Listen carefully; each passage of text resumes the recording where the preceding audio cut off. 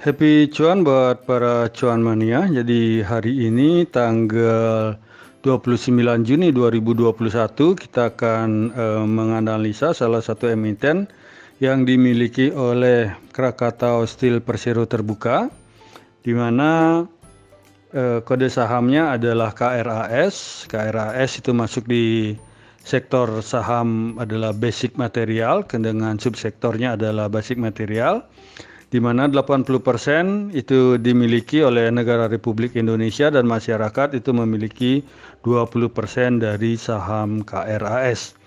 Untuk jajaran board commissionnya sendiri, itu komisaris utamanya adalah Bapak Igusti Putu Suryawirawan dan direktur utamanya adalah Bapak Silmi Karim. Jadi kalau kita perhatikan di sini itu tampak beberapa dari jajaran board of commission. Itu salah satunya adalah Pak Agusti Putu Suryawan, Bapak Silmi Karin, kemudian Bapak Purwono Widodo dan Bapak Joko Mulyono itu memiliki turut andil memiliki saham dari KRAS. Ini sedikit pertanda bagus karena direksi ikut juga memiliki KRAS.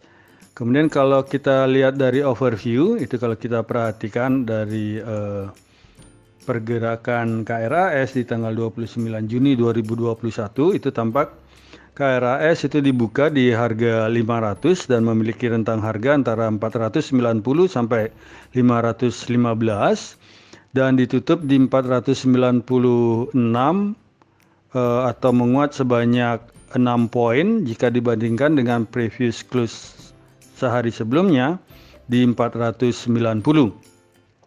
Untuk volume transaksi KRAS sendiri itu adalah sebanyak 9,58 miliar. Kemudian kalau kita berpindah ke transaksi hari ini, itu tampak KRAS itu paling banyak diperdagangkan di harga 510, itu sebanyak 37.657 lot, itu sebanyak 459 kali transaksi. Untuk bid overnya sendiri kalau kita perhatikan itu tampak di bid itu terjadi antrean di penutupan itu sebanyak 57.395 lot dan di overnya itu tampak antrean sebanyak 27.570 lot, di mana di bid itu tampak antrian terbanyak ada di harga 490 itu sebanyak 23.185 lot. Dan di bidnya di overnya sendiri itu tampak yang paling banyak antrian di harga 515 itu sebanyak 13.117 lot. Selanjutnya kita berpindah ke sisi analitik. Jadi kalau kita perhatikan dari price diary KRAS dalam 1 bulan terakhir itu tampak KRAS ditutup hijau itu sebanyak 7 hari dan ditutup merah itu sebanyak 13 hari, sehingga secara 30 hari kumulatif up and down itu KRAS mengalami tekanan sebanyak 129 poin.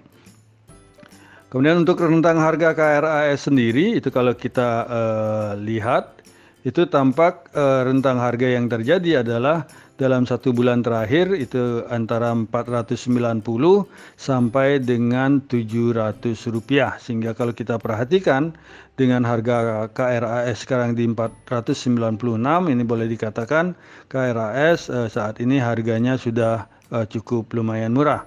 Kemudian kalau kita perhatikan dalam 6 bulan terakhir itu KRAS harga terendahnya adalah di 416 dan harga tertingginya adalah di 865, dan dalam 1 tahun terakhir KRAS harga terendahnya adalah di 192 dan harga tertingginya adalah di 865. Jadi kalau kita perhatikan di sini all time high-nya dalam 3 tahun terakhir itu tampak KRAS ada di harga 865. Asing sendiri hari ini melakukan net foreign buy itu sebanyak 553,16 juta. Kemudian dalam 1 minggu terakhir itu asing melakukan net foreign buy itu sebanyak 2,41 miliar.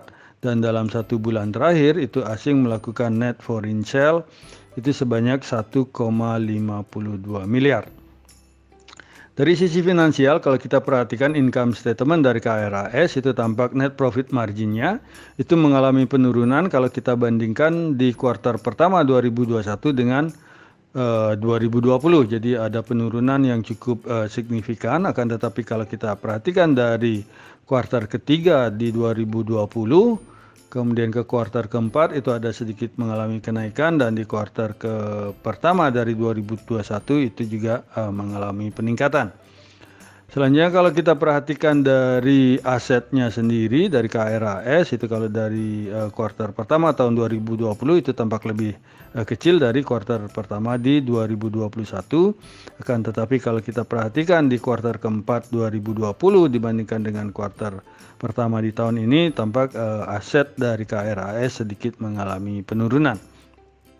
Dari sisi finansial kita berpindah ke key statistik. Jadi kalau kita perhatikan dari earning per share dari KRAS itu boleh dikatakan cukup mengembirakan karena EPS di tahun 2020 itu adalah sebanyak 0,00122 US dollar, dan di 2021 itu kemungkinan kalau kita tahunkan itu kemungkinan EPS-nya adalah sebanyak 0,00457. KRAS sendiri itu kalau kita perhatikan melakukan net sale itu sebanyak 484,21 juta US dollar. Asetnya sendiri adalah 3,45 miliar US dollar. Liability-nya adalah 2,88 US dollar dan equity-nya adalah 615,25 juta US dollar, sedangkan KRAS itu berhasil mencetak net profit adalah sebanyak 22,09 juta US dollar.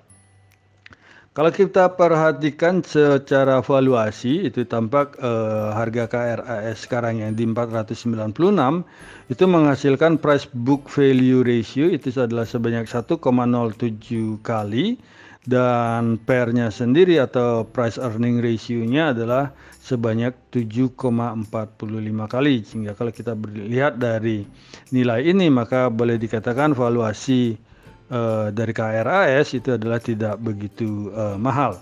Sedangkan profitabilitasnya sendiri kalau kita perhatikan net profit margin dari KRAS adalah 4,56%. Dan return on equity-nya itu adalah sebanyak 14,36% dan return on asset-nya itu hanya 2,56%. Sehingga kalau kita perhatikan dari sisi profitability, tampak jajaran direksi belum berhasil mencatatkan net profit margin yang cukup baik karena masih di 1 digit.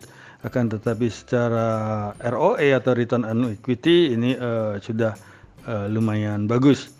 Likuiditasnya sendiri dari KRAS itu tampak debt equity ratio-nya ini cukup lumayan besar, di mana memiliki nilai sebanyak 468%, sedangkan quick ratio-nya ini juga lumayan kecil, itu hanya 70,43%, sehingga secara liquidity ini KRAS ini boleh dikatakan tidak cukup sehat. Sehingga berdasarkan analisa fundamental ini itu boleh kita katakan atau ambil kesimpulan bahwa KRAS secara valuasi ini cukup murah atau kalau bisa dikatakan tidak begitu mahal, dan secara profitabilitas itu belum cukup maksimal, dan secara liquidity ini kurang begitu sehat. Dari sisi fundamental itu kita beralih ke volume chart. Jadi kalau kita perhatikan KRAS itu tampak dari bandar detektor sendiri itu di hari ini di 29 Juni 2021 itu tampak bandar detektor itu melihat bahwa broker sedang melakukan distribusi, di mana sebagai top net bayarnya adalah broker YU atau CBS CIMB, dan top net sellernya adalah broker RX atau McCarthy Sekuritas. Sedangkan dalam 1 minggu terakhir ini kalau kita lihat itu tampak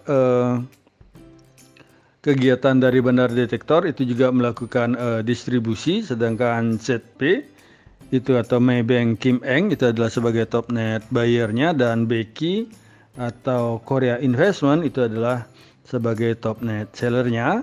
Dan dalam 1 bulan terakhir kalau kita perhatikan itu tampak di sini SQ atau BCA Sekuritas adalah sebagai topnet buyer-nya dan YP atau Mirai Asset adalah sebagai topnet sellernya. Selanjutnya kita berpindah ke stokastik RSI. Jadi kalau kita perhatikan stokastik RSI itu tampak masih berada di area oversold. Jadi kalau kita perhatikan di sini kalau kita agak besarkan sedikit itu sudah tampak mulai ada golden cross di sini, itu sinyal beli. Cuma masih perlu kita lihat ke depannya lagi 1 hari. Karena kenapa? Karena di sini dari sisi MACD itu tampak tren masih mengalami penurunan, walaupun di sini kelihatan dari histogram sudah agak mengecil. Jadi kita masih harus tunggu 1 hari ke depan seperti apa. Dan dari sisi volume itu belum ada tampak ledakan volume. Jadi kalau diperhatikan di sini tampak dari grafik volume itu belum kena di MA20-nya, sehingga kalau kita bisa simpulkan bahwa KRAS di sini belum begitu terlalu diminati oleh pasar. Selanjutnya kalau kita lihat dari sisi indikator Bollinger Band itu tampak sudah ada sedikit bukaan harga atau bukaan volume di sini sudah agak melebar, sehingga transaksi frekuensi agak lumayan menarik bagi pasar.